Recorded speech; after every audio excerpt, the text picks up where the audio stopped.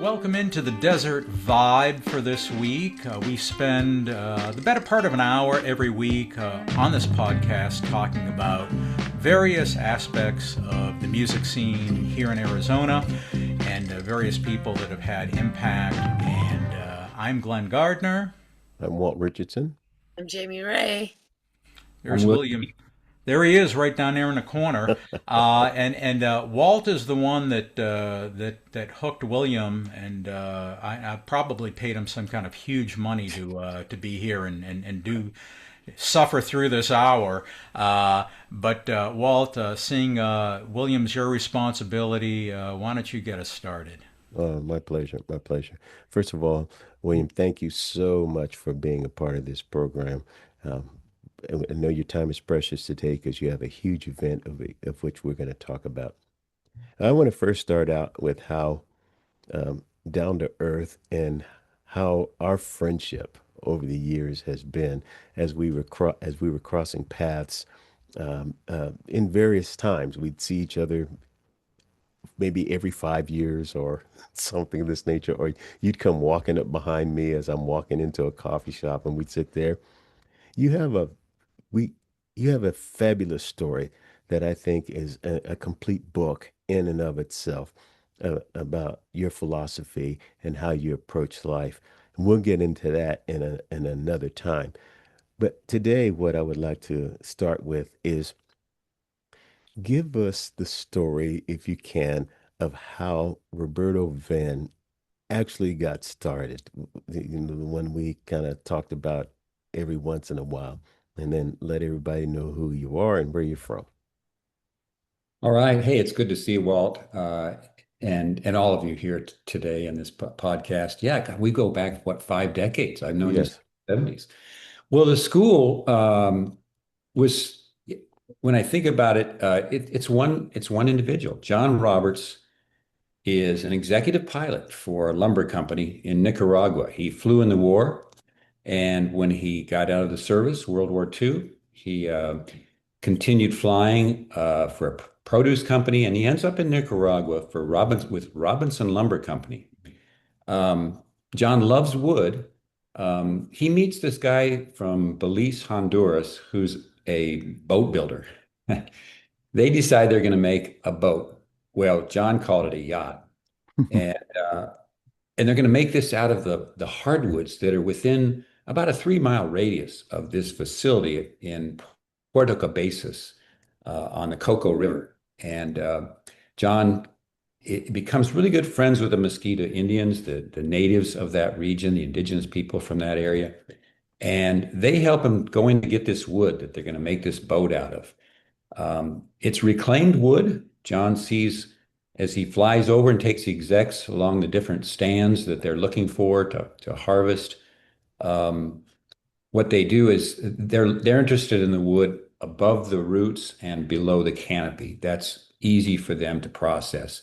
What's left over, these Mosquito Indians go in, small teams with hand saws, and they cut this wood by hand. Um, the the big gambas that John called them, they're root mahogany. So if you imagine a mahogany tree and the roots come out, they take a hand saw, two-man saw, they cut down the root line, they dig trenches on each side and cut the roots out.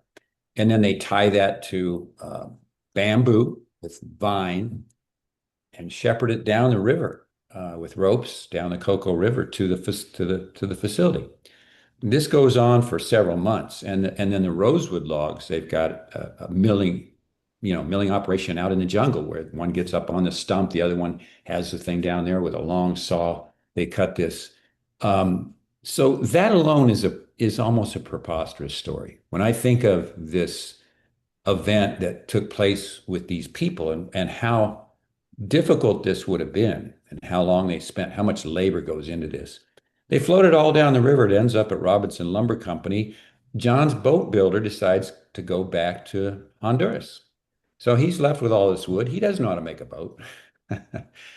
But his wife, Dottie, is having eye problems.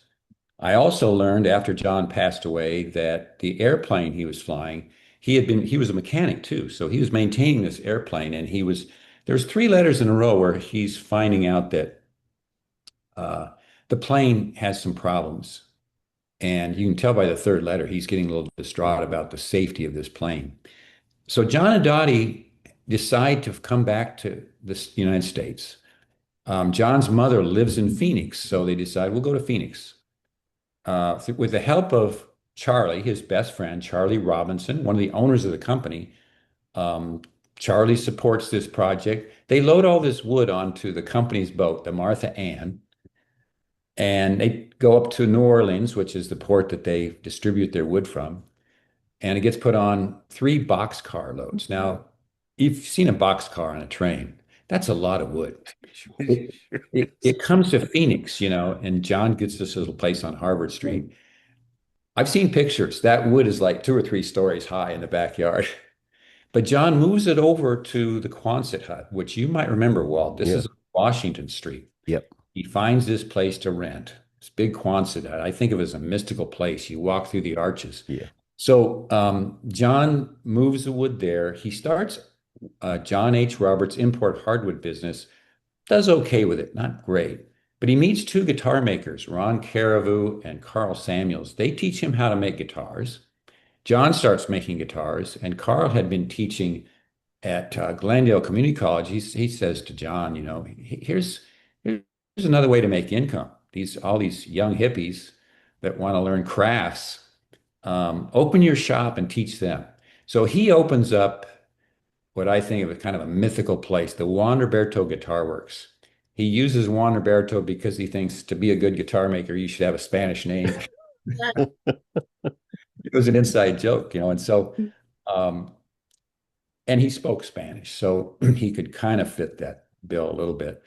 But so he's off and running, and he's building guitars, and he starts teaching people. I met John in 1971. Serendipity thing for me too. I played guitar all the way up through high school, sold all my guitars, go to college, ASU.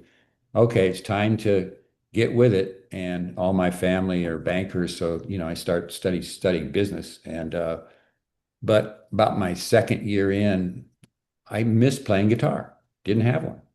So I started searching for one and played all kinds of guitars. Didn't find one I liked. In hindsight, the reason I didn't like them, they weren't set up properly. They were too hard to play. My parents sent me out this little Goya guitar that I had. This Goya was like a parlor style, very small. And I liked playing it, but I wanted a bigger sound. If I had found a guitar back then, I wouldn't be sitting here because I'd been happy with my new instrument. Because what happens is this guy, Scott Willie, who's going to be here tonight for our right. event, Scott was going door to door on ASU campus trying to sell the guitar he made at Juan Roberto Guitar Works. I see this guitar and play it, and I almost bought it on the spot. I thought, that's a nice guitar. But in the back of my mind, I think, I need to go to this place he made it, and there might even be a better one, So I go over the Salt River Bridge and go over to 5445 East Washington Street, where Juan Roberto Guitar Works is. And didn't really have any other guitars, but John Roberts says, well, you're going to make a guitar, aren't you? I said, oh, no, I just came to buy one. He says, you want to make one? And I didn't say anything. I said, well, I don't know, but I didn't find one I liked, But then driving home back to the campus, I thought, why not make one? When would you have this chance? You go in on late nights, weekdays. So that's what I did. I built my first guitar. When I finished it, it was just cloud nine.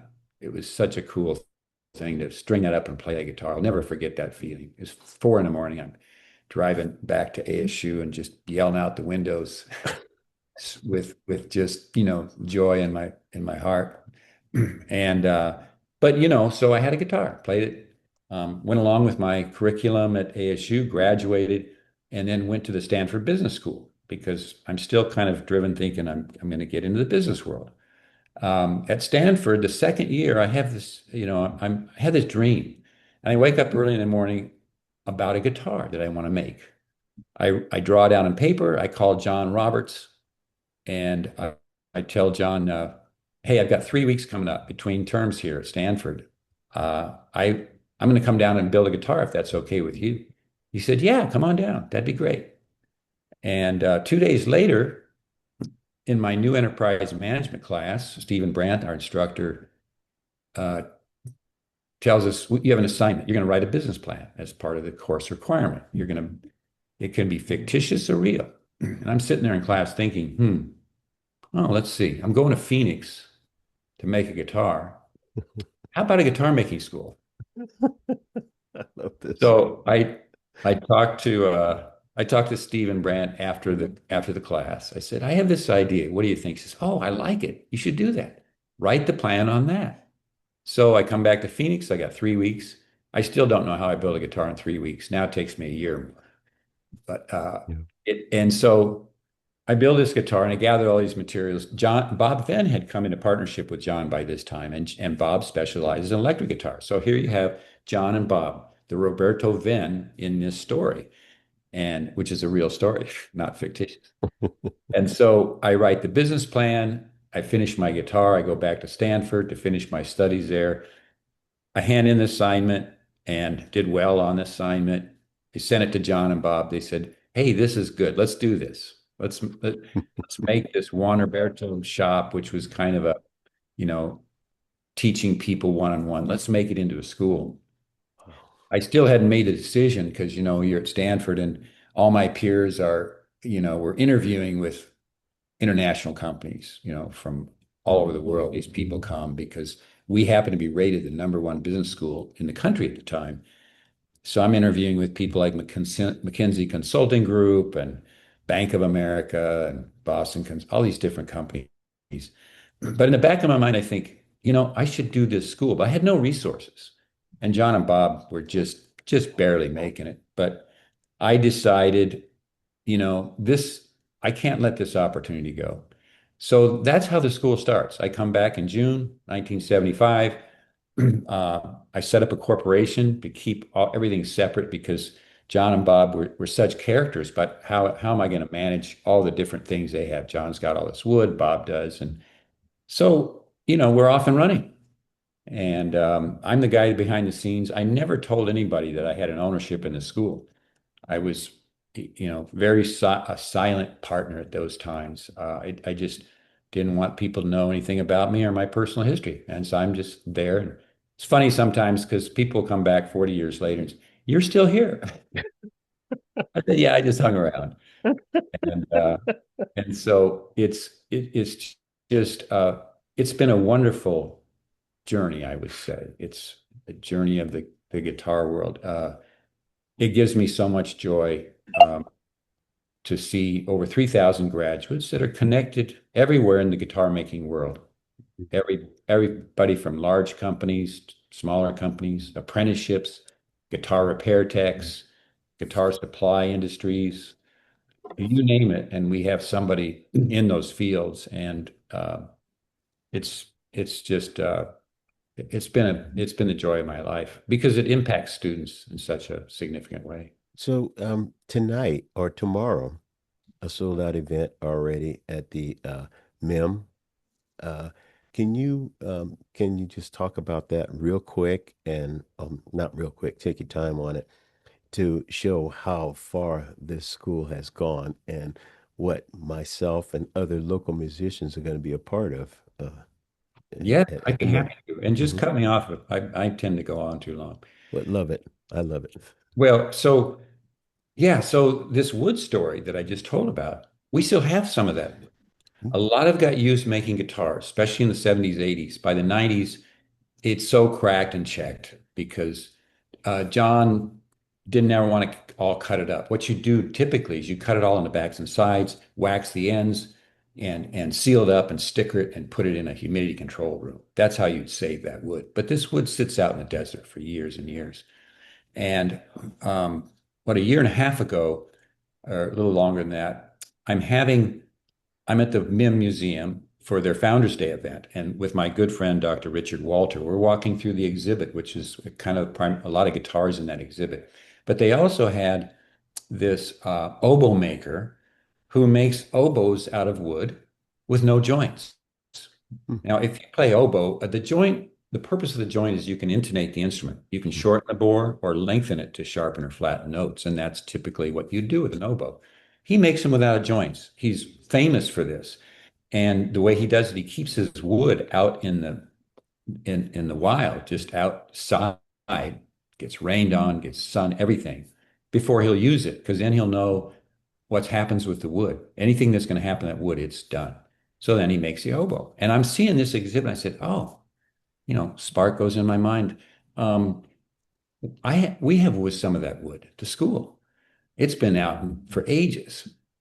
And so that same week, I go back, I come to the school, I pick out one of our big boards. See, these are big boards. They're about this dimension by 10 feet. So I pick one out. Not at random, I'm thinking, okay, you trees, you have a volition of your own. You decide to come to the desert for a reason, and this is going to be a very special thing. So we pull this board out, take it over to the saw, cut it in half, and open it up. That's what you do to make guitar wood. You cut a piece, slice of wood, open it up, and you get what's called a book match side. We were flabbergasted because it didn't have hardly any cracks in the middle. So this is impossible. And so we decided we're going to give out this wood to some of our elite graduate builders who are world famous.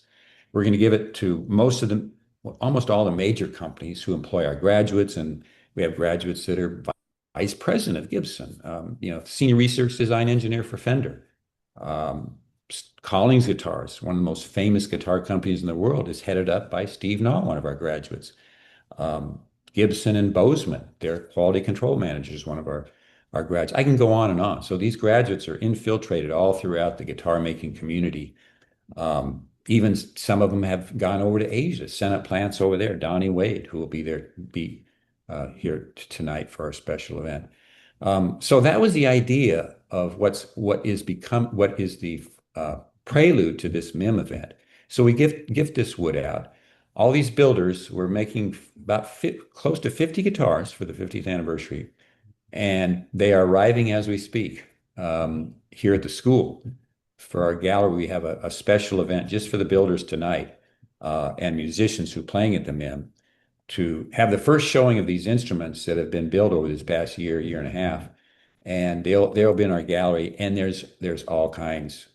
It's just mind blowing, because when I thought of this idea and the staff got involved and we started imagining this, cool idea. I can't wait to see what Fender makes or what Gibson makes or Jason Kossel or Ray Kraut or Michael Bernick, these famous luthiers from our school. And now that we starting to see them in person, wow, I can't tell you, it's incredible. I mean, you've heard of Les Paul Gibsons, right? Well, they made two of them. And wow. With designs, they used some turquoise from a school that John had collected. John was a rock hound, so there's turquoise in it. 75th, Bob Taylor, talked to him just the other day. His guitar has, 50th anniversary Roberto-Venn. You see this stuff, and Bob Taylor is an icon. He's perhaps one of the most influential guitar makers of our era. Taylor guitars. Who hasn't heard of Taylor guitars? Taylor Swift plays a Taylor guitar. And there's another story there. I won't go into that, but so go into that one for me. What's that? You might have to go into that story for me. Well, the short story is when Taylor Swift comes out, she's playing a guitar made from koa, and I have an instrument made from pretty much the same tree. So when I see her playing that instrument, this is before anybody really knows who she is. She's just up and coming. And I say, I know where that wood comes from. One of my graduates, the Roberto-Venn School graduate, Doug Dagenhart, moves to the Big Island. He lives there, and he starts getting to know all the people on a Big Island. And he's a guitar maker. He starts up, volcano guitars because he's near the volcano up on the slopes where the koa grows. He gets to know these people, and he's going in and collecting stumps. You can't cut koa over there, but there's stump wood. So he'll go in with a big front end loader, dig around it, pull it up. He makes himself a mill, on the spot mill. And Doug starts supplying this wood to everybody, everybody from Santa Cruz, Taylor, Martin, you name it, all the big companies. He's giving this wood, and he gave us some of this real premium stuff. And some of it is just so exotic.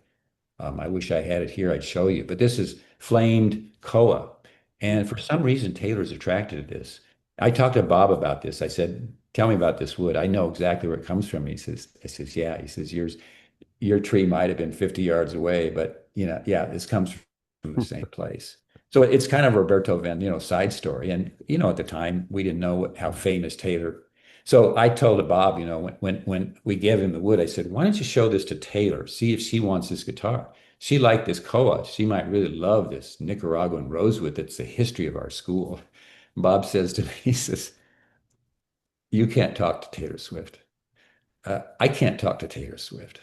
And I said, Bob, she's been playing your guitars for years. You can't talk to her. He says, no, she's at that level. She says, I know some musicians like level, and that's the level she's at. I can't get to her. I said, okay.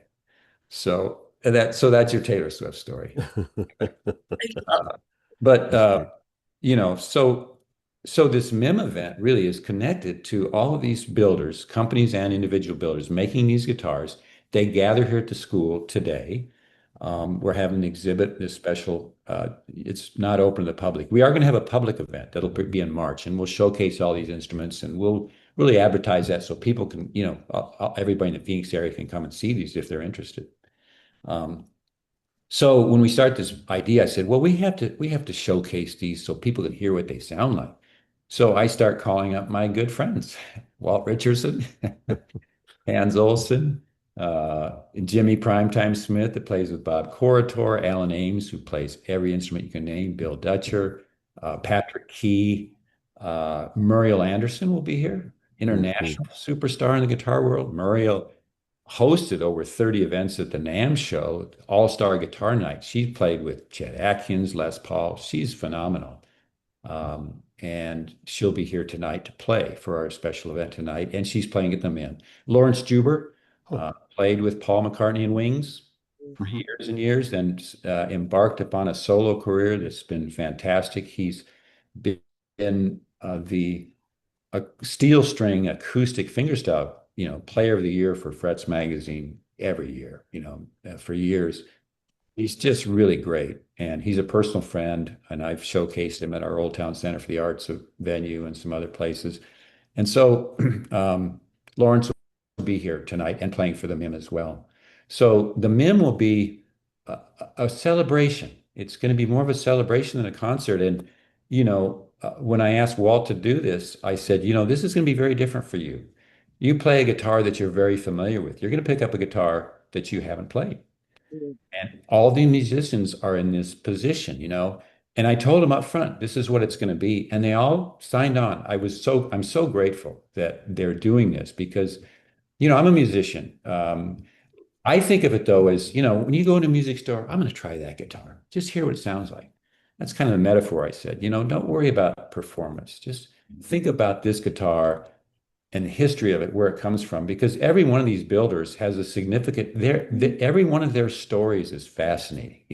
I won't go into those, but we've got, around 50 graduates and companies that have a storied history. I'll give you one story, Fender guitars.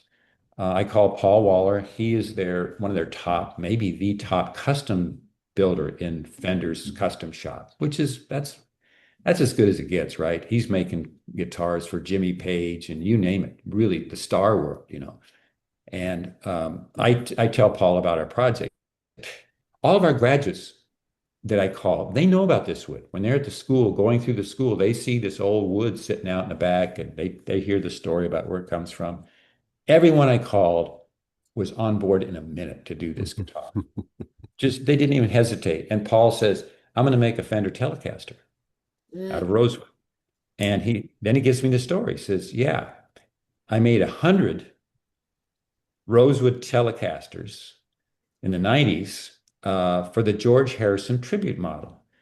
So in the 70s, Fender gives George Harrison a guitar they made out of rosewood. Fender, back in those days, the sales weren't great. They were trying to figure out. So they made a bunch of their model guitars out of rosewood necks, rosewood bodies, thinking, okay, rosewood is the top wood for guitars.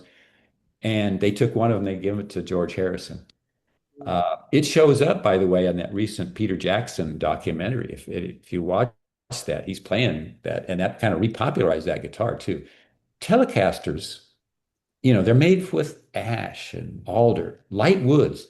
So the Telecaster with a light wood, you pluck that string and the body will absorb a lot of that sound. People love Telecasters because it's, you can do the the Jerry Reed stuff and play it and have have a guitar that would sustain. Now you put rosewood on a Telecaster. Now you got sustain. So it's a different sound. It's Mm. normal Telecaster sound. So Paul made one for our event. I've seen it. I've played it. It's fantastic. Lawrence Juber is going to play that one because Oh, I asked Lawrence because he recorded with George Harrison for God's sakes, and played with Paul McCartney. He knew the Beatles and played with Paul and George. So that'll be a story unto itself, for the MIM event tomorrow night. So yeah, so the MIM event is going to be kind of like I say, a celebration. Our staff will be there. Walt will be there, and Walt's an icon. We all love Walt. I've been a fan of Walt since the '70s. I just come and watch him. He didn't even know I was there. I'd come to a lot of events he's playing. It's fantastic. I love his music. I love his spirit, his lyrics. thank you. He's as good as it gets. That Thank So you. is true. But I have a question for you, yeah. since you know Walt so well.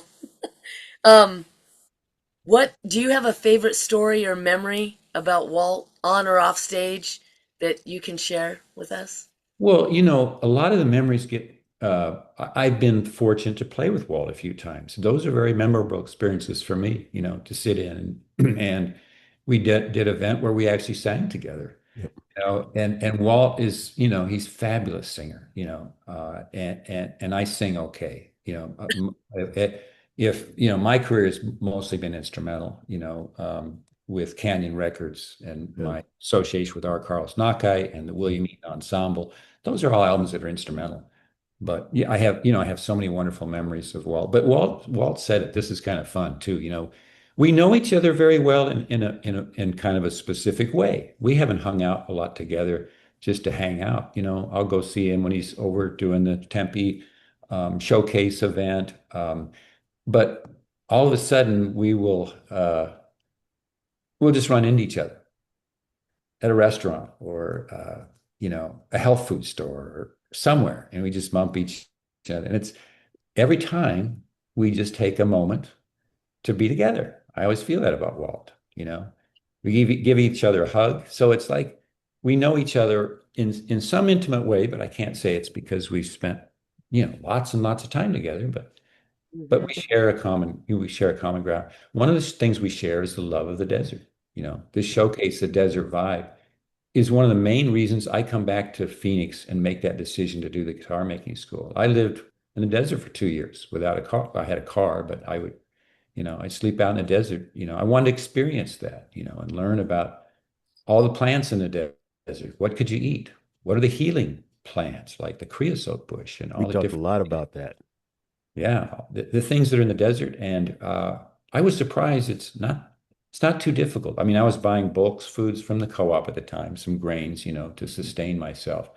But most of the foods I was just eat, right, prickly pear, fruit, saguaro cactus fruit. A lot of trees in Tempe. I can tell you where all the fruit trees in Tempe are. Uh, so that was a different time in my life, but it drew me into what is common amongst all of us. Mhm. Every one of us have these indigenous roots, no matter what continent you come from. Mhm. And that indigenous roots that we have, and I learned this from my good friends from Canyon Records, all the indigenous people that, the Dene and the Hopi and all these friends of mine that I have. We have oral tradition and storytelling, and most of that storytelling is about our intimate relationship with the world around us. That intimate relationship is our survival, and when you go back a few thousand years, 10,000 years, think of those worlds and how different they are. You have a whole different knowledge. And just from those 2 years I spent, I started unveiling things that were in my DNA, things that I didn't know were knowable, really. Mhm. And Mhm. so those people, we think of them as this is ancient prehistoric people with, limited skill sets, but they have skill sets that we can't conceive of. Yeah. And so, and could we get back to that? Yes, but it Yeah. not with driving cars with tires all the time and being in air conditioned spaces. You have to be in it. Yeah. So yes, the desert vibe. I love that title of this podcast, and I think everyone that listens to this has some connection with So the desert. uh, does your Old Town Center for the Arts revolve around the desert? Is it historically part of Arizona? It does. Does it? It's that's a story unto itself. I mean, I need to know that story because I need to go there. My band needs to play there. you gotta come and play there. Yeah. So, Would love to. well, my wife Christy, my beautiful love of my life, danced with Nicolai Dance Theater out of New York City. Oh Every wow. every continent on the world, on these dance places, and I meet her serendipitously. Through a friend of mine, and so we started life together, and we did a lot of work together, Arizona Commission on the Arts. Then we had kids. She stopped dancing. Then when the kids are grown up, she wants to dance again. She thinks, I'll do aerial work. In her day, she could leap. I mean, I don't know if they measured. She leaped high, and I follow all the dance companies, and she's in a world-class company. She was the best. I'm biased, but she could leap. So when she gets older, she thinks I'm washed up. I say, oh, you're still great. But she wants to do aerial work. So she starts looking around our area for a building that would do this. She finds this building in Cottonwood, where Old Town Center for the Arts is. She comes home that night and says, I found the building. You're going to buy this for me or I'm going to divorce you.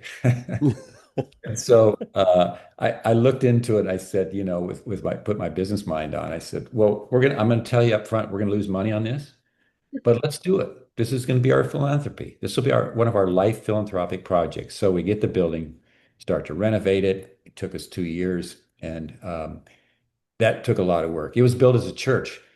The connection to the history, by the way, is it was built as a Mormon church, a Church of Latter-day Saints, and a lot of the mining people in Jerome and the locals. So they build this church, and it's built out of literally out of river rock. You wouldn't know that by looking at the building, but I have these old photos. They would load up a big trailer full of river rock, horseback, bring it up, throw it in, have these, kind of forms.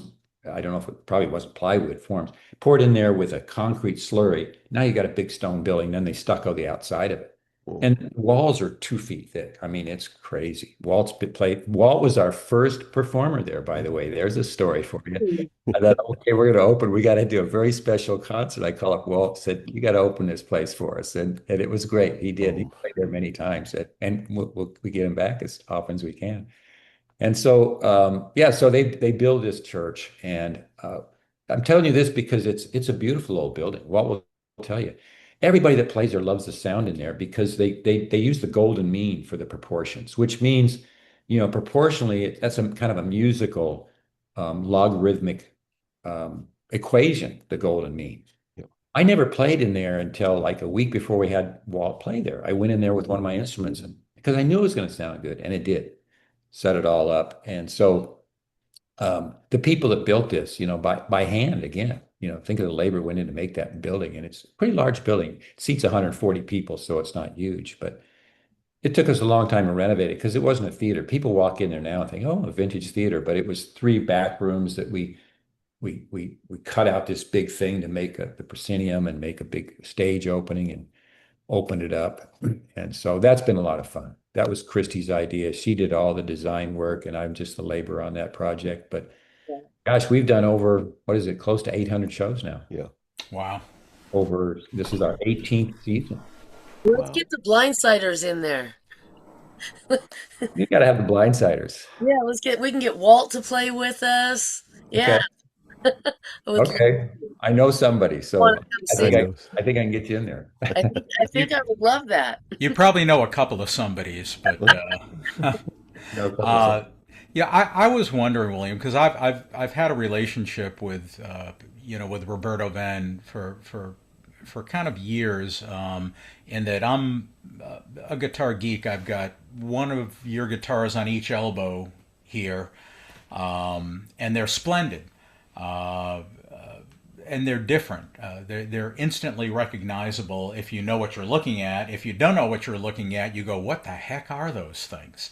Yeah. But people like John Reuter, who's a great builder and instructor down there in Mud, who's another great instructor. As far as having the resource in Phoenix, it's kind of for a guitar aficionado, guitar player. I think a lot of people perhaps aren't even aware of the resource, but I had a friend who dropped a guitar off a hook on the wall onto a tile floor, and this was a $7,000 or $8,000 hand built guitar, and he was heartbroken. And he said, "What do I do?" And I said, "Here's this guy's number at Roberto-Venn. Here's what you do.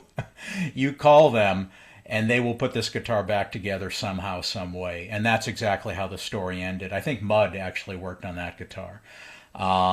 But this thing that's coming up at the MIM, and we're recording on November the 13th, so just kind of keep that in mind when we talk about what's happening at the MIM over this weekend. The March event sounds like something that folks can really dig their teeth into and have some fun at, so keep your eyes open for that, and we'll be talking more about that as time goes on. But having this resource in Phoenix, I think, is kind of an incredible thing. Can you talk about that as far as how people can access Roberto-Venn, even if they're not planning on building a guitar and learning how to be a luthier? And also, I understand some of that wood that you were talking about, and I was down there. We talked briefly about 6 months ago because I brought this 12 string down and said, "What do I got here?" And about six of you guys huddled around it and said, "This is what you got here." And it plays phenomenally well now. It's just beautiful. But people like Mudd and Reuter and some of the other folks, they also had access to this wood, right? And I want to know, they built. Did you build one too? I built one too. But Glenn, thanks so much for bringing this up because, I've been talking and the story's not about me really. My staff and instructors are the best. I'm just a part in all of this. And um, John Reuter, you mentioned, he's our director of training, and he's been with me since 1985. So he's 40 years now, And 50. if you've never laid your hands on a John Reuter guitar, Hmm. you owe it to yourself. Yeah. I saw his, so all of our instructors are building it. They were first on the list for the 50th. So absolutely, John has made one and it's beautiful. He's an immaculate craftsman. And in fact, he's going to have two of them for this event. So he's made one. You mentioned Mud, Robert Mazzullo. He teaches our repair class upstairs. He teaches a 10-week repair and a 10-week advanced repair and advanced build class. Robert came to work for us in the 90s, worked for us for many years, then went off and started his own company, Mud Guitars, builds guitars for years, and then calls me and says, "I'd like to come back." Says, "We'll make it work." And we had been working on this repair curriculum for years. I always thought John Reuter would teach it, but John is too busy to teach it. So Robert was a perfect candidate, and he's done fantastic. And he's your ultimate craftsman because he redesigned her upstairs, made it all work for us. So Robert, and by the way, this wood that gets cut, John Reuter is our primary wood cutter. And this wouldn't have happened without John and Robert. John also knows how to use all that equipment. So this is a huge amount of wood. And they're just doing this out of love of this whole thing. Their salary didn't go up. This is extra time that they spent. And all of us have done this, by the way, to make this event happen. But and so, Robert's been with us for years and years. Steve Davis is building an electric guitar. He's been instructor with us for 14 years now. Jim Prater, the same for, well, one class before, so one class less than Steve.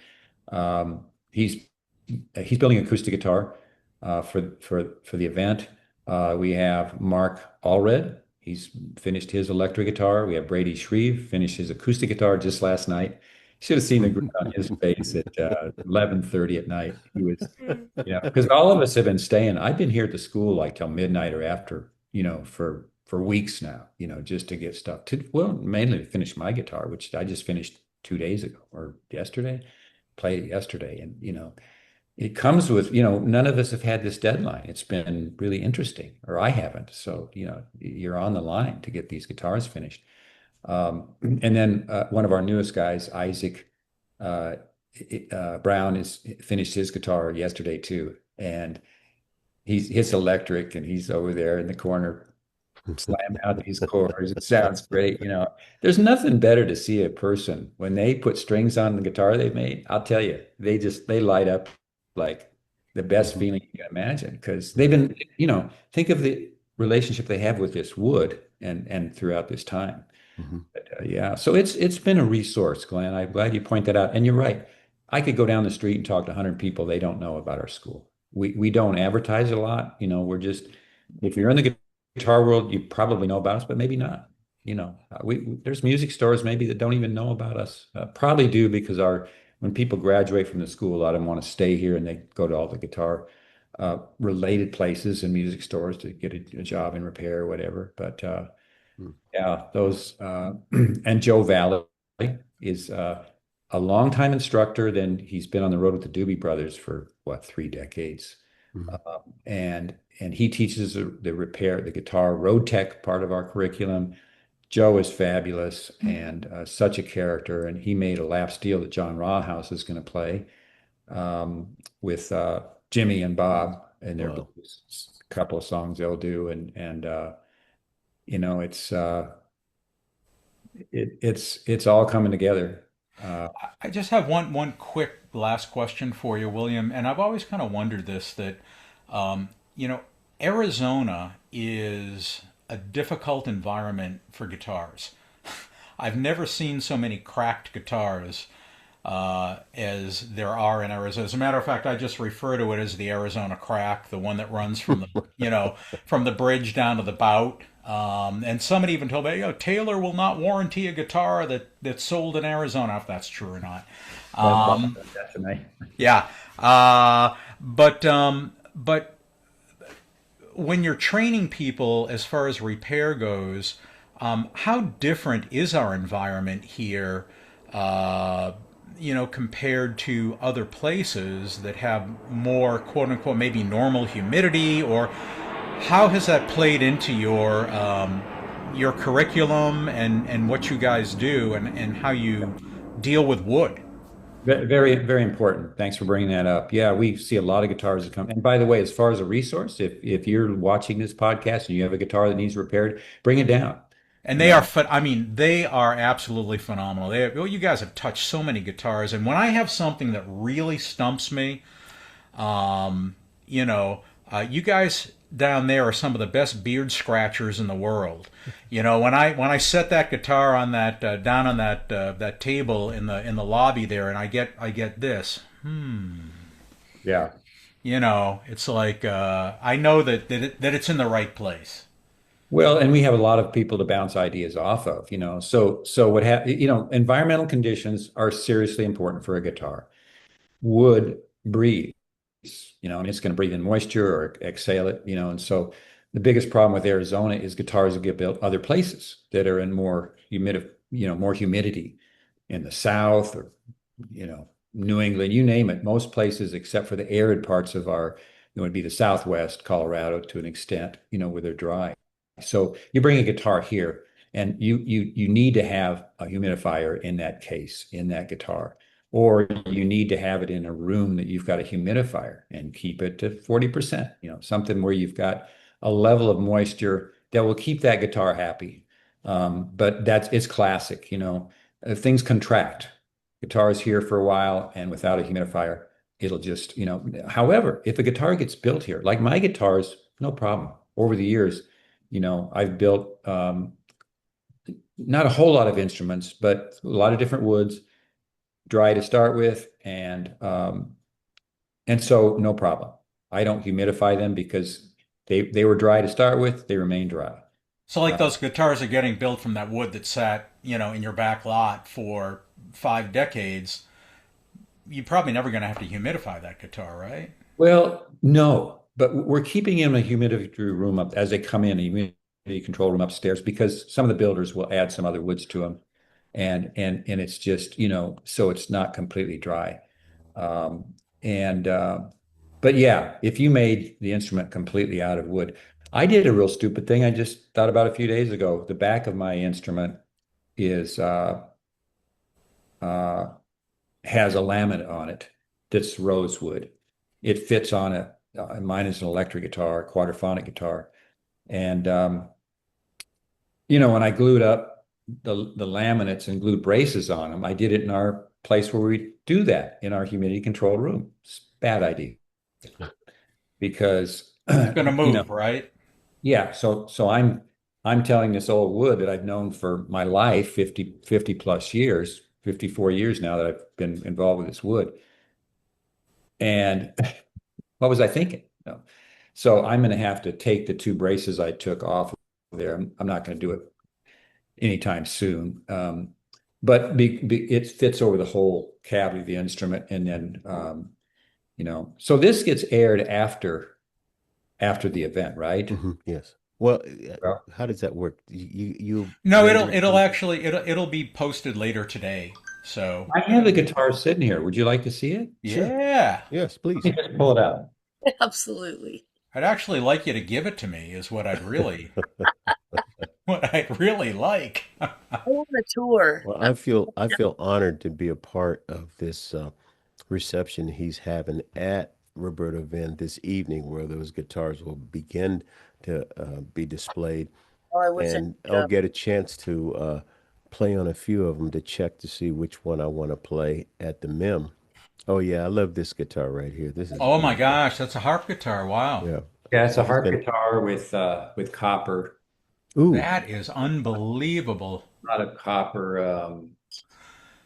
So now what was the source wood for that one? Was it this Nicaraguan This is Nicaraguan rosewood. okay. Two different varieties, so there's different color to it. Yeah. mhm. So that's the theme.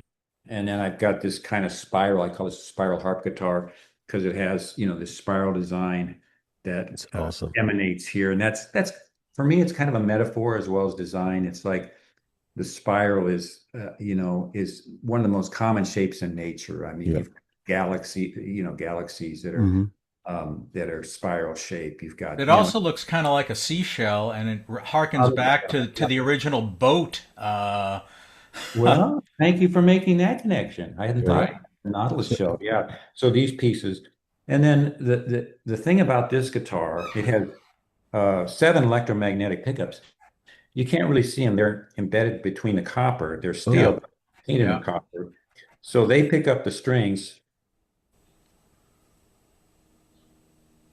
the, and those so that I can send those to different channels. Wow. that's cool. So what does the back look Pickup like? is open, like I said, but Oh, I'll the back to it. So this is all the electronics. Now that is some wow. kind of work, boy. You can see the Ooh. Oh my gosh, that's awesome. pickups in there. They're the cop. See the copper there. hmm Bill Dutcher might want to play that one. Uh, so these are hand wound, and Unbelievable. Amazing. so yeah, this will be.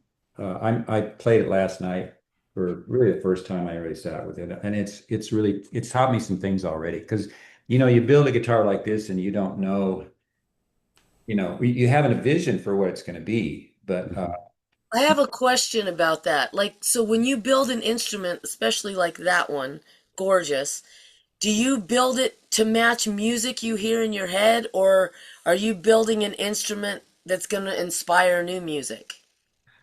good question. This one comes about because I thought about a 50-year anniversary. The first electric guitar I made was a quadraphonic guitar, double neck, called it the cloud guitar, unusual shape. And I wound individual pickups because that one, like this one, if I play an arpeggio and play four notes in a row, you'll hear them bouncing around the room. boom, dun, dun, dun, dun, dun, dun, dun, dun. And so the whole idea with this was the spatial concept of what, the capability of this instrument. And I thought, I haven't made one since, partially because when I play in venues, doesn't matter where they are, a lot of performing arts venues around the country, around the world, um, they're stereo at best. Mm-hmm. A lot of them are stereo, but a lot of them are not. So you're just giving them a mono signal. That's what people are going to hear. Depends on the configuration of the venue and what they want to do. And for the MIM, they're setting up a couple extra speakers for me in the back, so I'll be able to showcase this instrument and what the capability of it is. That's awesome. So that's but every instrument I've made, Walt has seen some of them. Each one is unique. They're one of a kind, and they each have their own story and why I decided to come up with this one. But this one is primarily, I thought of the quadraphonic aspect because, I could have played all night last night. I stopped at 1 o'clock because I said, you better get some sleep. Right. Beautiful, just beautiful. And so that was, that's the story. William, man, we can go on and on because I have more questions. We're just going to have you come back and get into this even deeper. I want to thank you so much for being a guest on our show. And I want to thank our host for asking such beautiful questions and telling your story, because having known you as long as I've known you, there's layers to who you are and what you stand for. And I think each one of them kind of like open the door to each of those layers, which means we need to get you back, and we're going to go down a rabbit hole of of some of them. I know you have a very, very busy day ahead of you, and I want to thank you for taking out the time to be here, because I think you had to go pick up your brother at the airport or something like that before this. And I will see you later on. Yes, today. Tonight, Walt. I'm looking forward to that, and looking forward to that. You're going to be pleased. You'll have a lot of choices of guitars you might want to play. I'm jealous that I won't be there. Keep on doing. By the way, Glenn and Jamie, you can come tonight if you like. It's by invitation, but Glenn, you ought to come over. I'm 10, not even 10 minutes from the MIM. I'm up near Desert Ridge anyway, so maybe I'll stop by. This will be at the school tonight. At the school. At the school, even better. Yeah. School tonight at 7. It starts. I know exactly where that is. It'll be a chance for you to see these guitars. The MIM event is a different thing, and I will definitely stop by, because I haven't seen Mud in a while, and I haven't seen John in a while anyway, so I'm due. But what's interesting too is Walt has a pile of wood from the original Noah's Ark, because he was a friend of Noah, and he's going to build some phenomenal guitars and things from that Ark wood. Look, they haven't dried out yet. They're still wet from the flood. Well, it was a lot of wet that happened back then, Big flood situation. I understand. You would know. You were there. But, it was a microburst, bro. I'm telling you. Yeah. You are iconic. But, it was really fascinating, William. And every time I go down to Roberto-Venn, literally, I am just, I just, there's also a certain smell to wood. And it's all just magic. However it comes together, this is one of those cases where knowing how the sausage gets made is actually a really good thing. I think anyway, but I'm going to try to stop by tonight. What time are you guys getting started? Right. I would love to be there. 7 o'clock. 7? Okay. And one interesting note about, we're recording on Zoom right now. One interesting note about Zoom, and folks who are listening and watching and notice this, is when William strummed his beautiful guitar there, you heard nothing. And the reason is because the algorithms in Zoom are built for speech, and they will detect what they consider to be background noise and blow them out. So, one of these days, when we have you on next time, William, I will tell you how to disable those functions in Zoom so that people can hear your work, but just splendid. So thanks again, and thank everybody who is out there watching, and we are truly blessed to have Roberto-Venn in our community, because it's an amazing resource for people that play stringed instruments. So thank you very much, and looking forward to seeing some of those guitars. I'm Glenn Gardner. I'm Walt Richardson. I'm Jamie Ray. I'm William Eaton. He is indeed. We will catch you guys next time. Love you all. Take care. Much.